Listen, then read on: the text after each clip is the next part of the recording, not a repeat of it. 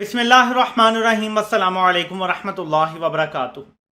25 लोटों को D seat कर दिया गया है, लेकिन नाअहली के हवाले से कुछ भी नहीं कहा गया ना किया गया अब तक जो मैं समझ पाया हूँ। मैंने फैसले को पढ़ने की कोशिश की, समझने की कोशिश की।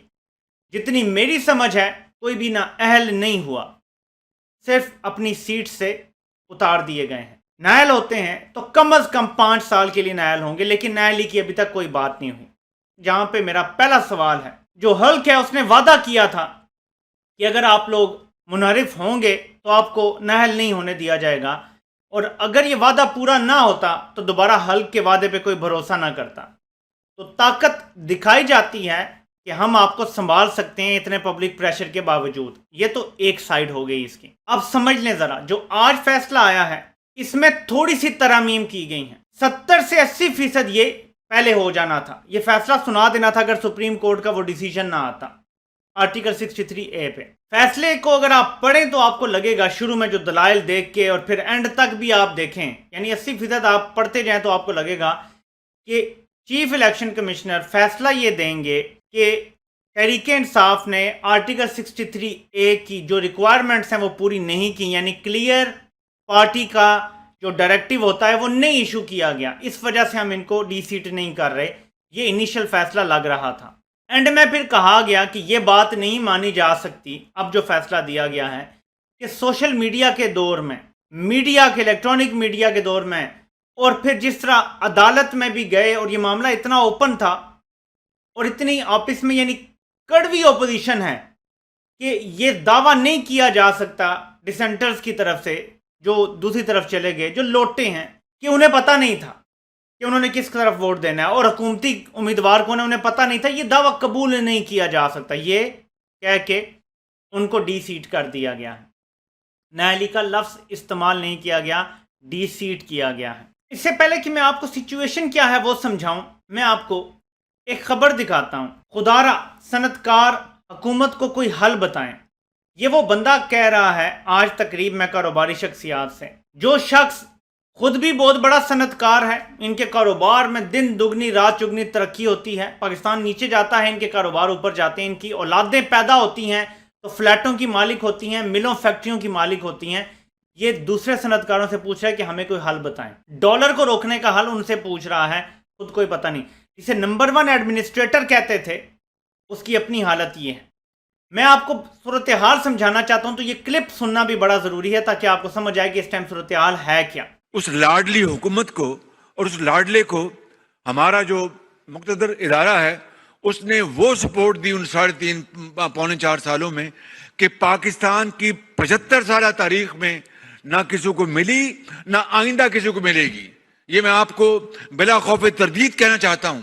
हाँ, अलबत्ता मैं बड़े अदब से, बड़ी इनकिसारी से ये कहता हूं कि ऐसी जो सपोर्ट इस लाडले को मिली थी, अगर हमारी किसी हुकूमत को इसका 30% भी मिला होता तो पाकिस्तान अल्लाह ताला के फजल करम से, मैं बड़ा बोल नहीं बोल रहा, इंतहाई आजी से अर्ज कर रहा हूं कि पाकिस्तान इस तरह रॉकेट की तरह ऊपर जा रहा होता। दो इशारे हैं। एक, शहबाज शरीफ के पास कोई प्लान नहीं है, इसका आज इकरार कर लिया है। शहबाज शरीफ की तकरीर बुनियादी तौर पे सब चोरी शुदा बातें थी जो इमरान खान ने की आने के बाद हुकूमत में, क्योंकि ये वो लोग थे जो वो मंसूबे लगा गए थे जो इंपोर्टेड फ्यूल पे हैं, और यही रोना था। और आज शहबाज शरीफ कह रहा है हमें सोलर पे जाना चाहिए, हमें विंड पे जाना चाहिए, और डैम बनाने की बात बेशरम किस तरीके से कर सकते हैं कि 50 साल बाद डैम इमरान खान ने शुरू किए हैं। लेकिन मैं आपको पॉइंट की तरफ ला रहा हूं।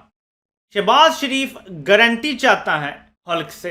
अब जो नून लीग धमकियां दे रही है कि आप साथ मिलके बैठें, नेशनल सिक्योरिटी कमेटी में बैठें, पेट्रोल की कीमतें तय करें, बल्कि हमें गारंटी दें कि हमारी हुकूमत अगले साल अगस्त तक चलेगी।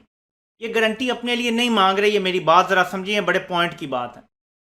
IMF के साथ जो डील है वो तब ही मच्योर होगी, अगले अरबों डॉलर जो आने हैं वो तब आएंगे जब IMF यानी अमेरिका को ये गारंटी दी जाएगी कि हल्क के साथ और गायब साहब के साथ जो मुआहदा हुआ था, लिखे तो नहीं होते मुआहदे, ज़ुबानी होते हैं, खुफिया मीटिंग्स में बातें होती हैं, जो मुआहदा हुआ था, एक इमरान खान को रास्ते से हटाना है, कम वक्त में जो मर्जी हो जाए इमरान खान को रास्ते से हटाना है, एक ये मुआहदे का हिस्सा है।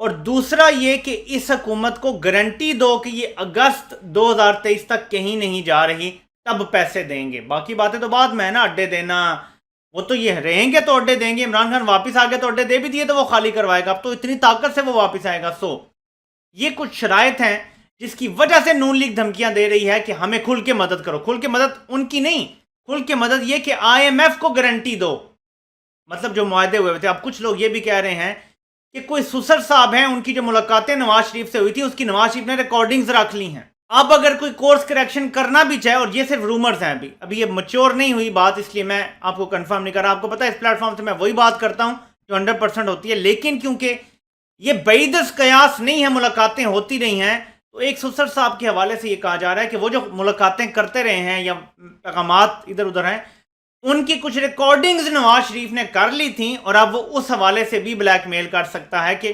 सारा भांडा फूट जाएगा। शक वैसे ही है लोगों को, लोग गुस्से में वैसे ही हैं, तो सारा नजला किसी एक बंदे पे गिर सकता है, और ये बड़ा खतरनाक होगा उस बंदे के लिए। तो इसलिए भी हालात जो हैं वो अभी तक पूरी तरह से कंट्रोल में नहीं है। इसीलिए आज के इलेक्शन कमीशन के फैसले के बाद ना पंजाब हुकूमत इस्तीफा दे रही है और ना अभी तक शहबाज शरीफ ने किया। लेकिन एक खबर जो आई है और जो चली है चैनल्स पर भी कि नवाज शरीफ ने यह कहा है, और मैं आपको कल भी बता चुका हूं, नवाज शरीफ चाहता है ये हुकूमत जाए। यहां वाले और जो वादे कर चुके हैं और जिस वजह से शहबाज शरीफ जेल में नहीं है, वो वादा शहबाज शरीफ ने किया था कि मैं सारा बर्डन अपने सर पे लूंगा, वरना शहबाज शरीफ मनी लॉन्ड्रिंग केस में आज जेल में होता। उसको रियायत दी गई, उसके केसेस में डिले आया, साल डेढ़ से उस पर इंडाइटमेंट नहीं हो रही। आखिर कुछ वादे तो हुए थे ना हल्क के साथ, वो वादे पूरे करने पड़ेंगे। तो इस टाइम अपने बड़े भाई के भी खिलाफ जो है वो थोड़ा सा जा रहा है। लेकिन ये पता चल जाएगा, बड़े भाई ने फाइनल ये कहा है कि नैब में तरमीम करो, यानी नैब को ख़त्म करो, इलेक्शन की जो भी तरमीम चाहिए वो करो, यानी धांधली का रास्ता अपने लिए बनाओ और असम्बलियाँ तोड़ दो। ये चाहते हैं, यानी अगले हफ्ते में होता है तो हफ्ते में हो, महीने दो लगते हैं तो हो, और जान छुड़ाओ, ये पंड अपने सर पे मत लो। ये नवाज शरीफ कह रहा है। ये होगा या नहीं, शहबाज शरीफ कौन से खिताब करेगा, कुछ कहेगा या नहीं, कोई पता नहीं है। वो स्टिल वेट कर रहा है, गारंटीज दे दी जाएं। और आपको कैसे पता चलेगा, मैं आपको बता देता हूं। एक तो आपको पता चल गया कि हल्क ने एक वादा पूरा कर दिया कि ना अहल किसी को नहीं होने दिया। अब तक की जो है, मैं कोई कानूनी माहिर नहीं हो सकता, कल को पता चले कि वो तो ताहयात नायल हो गए हैं, लेकिन अब तक कोई नायल ही नहीं हुई किसी की भी जो 25 लौटे हैं। सिर्फ डी सीट हुए हैं, यानी उनको कुर्सी से उतार दिया गया है उनकी सीट से। इलेक्शन वहां पे दोबारा हो जाएंगे, लेकिन उनकी नायली का अभी तक मुझे नहीं पता। लेकिन अब आगे कैसे पता चलेगा, वो ऐसे पता चलेगा कि अगर तो इसको ड्रैग किया जाता है, जैसे एक तमाशा लगाया गया, और फवाद चौधरी ने भी खुल के कहा कि राजा रियाज को अपोजिशन लीडर बना दिया गया है।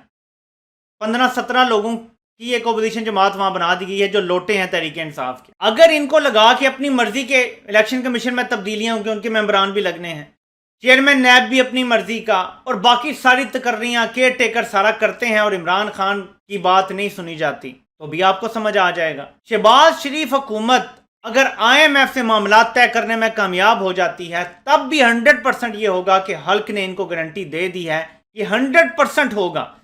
ये हुकूमत अगर चलती है बियॉन्ड अनदर वीक मैक्सिमम कह लें, क्योंकि इमरान खान 29 हो सकता है मई की तारीख दें, या 31, यानी 29 से 31 के दरमियान की कोई तारीख हो सकती है तो इमरान खान दे सकते हैं इस्लामाबाद मार्च के लिए, गुलामी नामंजूर मार्च जो है। इससे पहले पहले असेंबली टूट जानी चाहिए अगर हल्क ने इन्हें गारंटी ना दी। अगर नहीं टूटती तो समझें कि गारंटी दे दी गई है। If everything goes to plan जो इमरान खान ने बनाया हुआ है, ये खड़े नहीं रह सकेंगे, इनमें जुर्रत नहीं है। पंजाब में जो सूरत हाल है नंबर गेम की, वो बड़ी क्लोज है। तहरीक इंसाफ को उनके मेंबरान वापस मिल जाएंगे, जो 3 खवातीन की सीट्स थी और अकलियतों की अगर कोई सीट थी। सिर्फ थोड़ा सा मुझे कन्फ्यूजन है, लेकिन वो भी दूर हो जाएगा कि 5 की 5 पूरी मिलेंगी या 4 मिलेंगी, ये अभी नहीं पता, क्योंकि टोटल मेंबरान पे आपको मिलती हैं सीटें। तो अगर आपके 25 लोग छोड़ गए हैं, डी सीट हो गए हैं, तो आपकी टोटल सीटें ज़ाहिर है कम हो गई हैं, क्योंकि वो उन्हें ख़त्म हो गए ना। तो अगर आपकी टोटल तादाद कम हो गई है, इसमें आप 5 स्पेशल लोगों को छोड़ दें, यानी स्पेशल सीट्स जो हैं खवातीन और अकलियतों की मिला के, तो फिर भी 20 लोग बनते हैं आपकी, यानी आपकी कम हो गई हैं सीट्स। अगर उस पर आपको खवातीन और अकलियतों की सीट 5 ही मिलेंगी, 4 मिलेंगी, आई डोंट नो, हो सकता है 5 ही मिले मुझे, क्योंकि इस कानून का नहीं पता तो मैं कोई राय नहीं दे सकता। लेकिन अभी तक जो कहा जा रहा है कि 5 वापस मिल जाएंगी तहरीक इंसाफ को सीटें। सो नंबर गेम बड़ी क्लोज है। चौधरी निसार अहमियत इख्तियार कर गए हैं, और उनका अगर कोई ग्रुप है तो वो बड़ी अहमियत इख्तियार कर गया है। चौधरी निसार बारगेनिंग कर सकते हैं इस टाइम। आपका साथ देता हूँ, मेरे लिए क्या है इसमें, हो सकता है ये हो, लेकिन ये अहमियत अब इख्तियार कर गई है। क्यों? कानून क्या है अब तक जो मुझे समझ है, बाकी कोई कानूनी माहिर बता सकता है, कि 186 वोट चाहिए होते हैं अदम एतमाद या एतमाद का वोट लेने के लिए।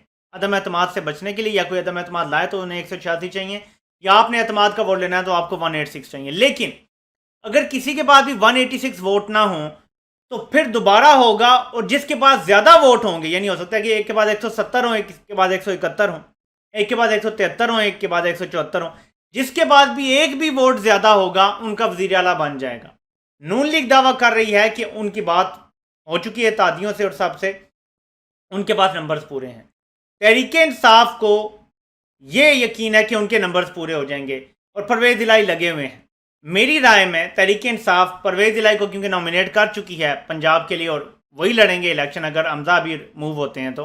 तहरीक इंसाफ पहले उनसे ये शर्त रखेगी कि आपकी रुकाफ लीग के 2 मेंबर हैं नेशनल असम्बली में, आप उनको साइड पे करें, क्योंकि सदर मुमलिकत उन्हें एतमाद का वोट लेने का कह सकते हैं। जैसे ही 2 लोग उनके साइड पे होते हैं, 173 वोट थे या 174, एक MQM के फोत हो गए हैं, काफ लीग के 2 हट जाते हैं तो 171 रह जाते हैं। बाकी भी आप देख लें तो 171 भी अगर हो तो एतमाद का वोट आप नहीं ले सकते, तो शहबाज शरीफ की हुकूमत भी गिर जाती है। और उसके बाद क्या डायनामिक्स होंगे, क्या MQM दोबारा ये टोकरा अपने सर पे रखेगी, जबकि वो तहरीक इंसाफ की इतनी मकबूलियत देख रही है और सारा कुछ। कराची में उनकी सियासत खतरे में है, वो ये रिस्क दोबारा लेंगे कि ये गंद का टोकरा अपने ऊपर डालें और अपनी सियासत को मजीद नुकसान पहुंचाएं, मुश्किल हो जाएगा। तो तहरीक इंसाफ पहले इनसे कहेगी कि आप वफाक में हुकूमत गिराने में हमारी मदद करें, जब ये हो जाएगी तो हम आपको पंजाब का वज़ीर आला बना देते हैं। उसमें परवेज इलाही क्या मशवरा दे रहे हैं, वो ये कह रहे हैं कि आप सूबाई हुकूमतें ना गिराएं, वफाक में इलेक्शन करवा लें। उसके पीछे क्या है, और ये बात खुल गई है क्योंकि मैं इसलिए कर रहा हूँ, ये नहीं कि मैं कोई प्लान एक्सपोज कर रहा हूँ। वो ये मशवरा दे रहे हैं कि आपकी अगर पंजाब में भी हुकूमत होगी, KP में भी होगी, बलोचिस्तान में भी कोalition में हो जाए, और आगे पीछे सिर्फ सिंध में नहीं होगी, तो 2/3 अक्सरियत लेना बड़ा आसान है।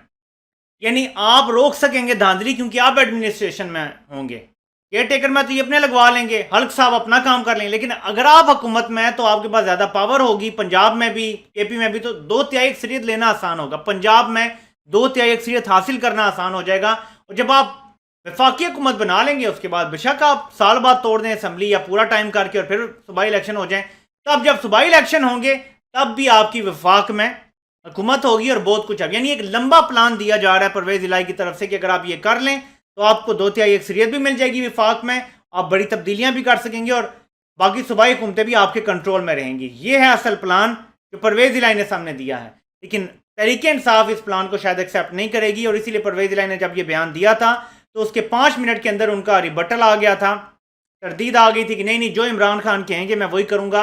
मैं अगर वज़ीर आला बना और इमरान खान ने मुझे कहा कि असम्बली तोड़ो तो मैं आधे घंटे के अंदर असम्बली तोड़ दूंगा। तो अभी कोई पता नहीं है कि फाइनल ऊँट किस करवट बैठता है, लेकिन ये मौजूदा सूरत हाल है जो मैंने आपके सामने रख दी। आपसे इंशाल्लाह फिर मुलाकात होती है। अल्लाह पाक सबका हामी नासिर हो। सबके सुनने का बहुत बहुत शुक्रिया।